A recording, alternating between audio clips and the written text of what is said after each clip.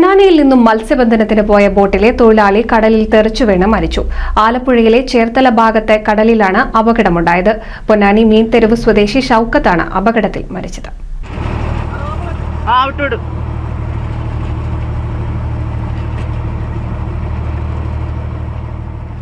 ശനിയാഴ്ച പുലർച്ചെ 4 മണിയോടെയാണ് സംഭവം. ബോട്ടിലുള്ളവർക്ക് ചായ ഉണ്ടാക്കാനായി വെള്ളമെടുക്കാൻ ബോട്ടിന് പിൻവശത്തേക്ക് പോയ ഷൌക്കത്ത് ശക്തമായ മഴയിലും കാറ്റിലും കടലിലേക്ക് തെറിച്ചു വീഴുകയായിരുന്നു.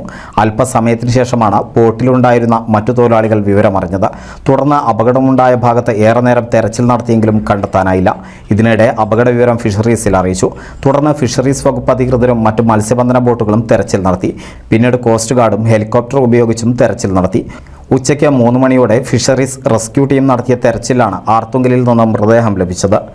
വെള്ളിയാഴ്ച ഉച്ചയ്ക്ക് 3 മണിയോടെയാണ് പൊന്നാനിയിൽ നിന്നും മത്സ്യബന്ധനത്തിനായി ഷൌക്കത്ത് ഉൾപ്പെടെയുള്ളവർ മുബാറക് എന്ന ബോട്ടിൽ പുറപ്പെട്ടത്.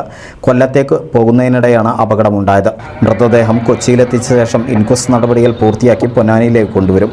പരേതനായ മാമുവിൻ്റെ മകനാണ് മരണപ്പെട്ട ഷൌക്കത്ത്. NCB news, Ponnani.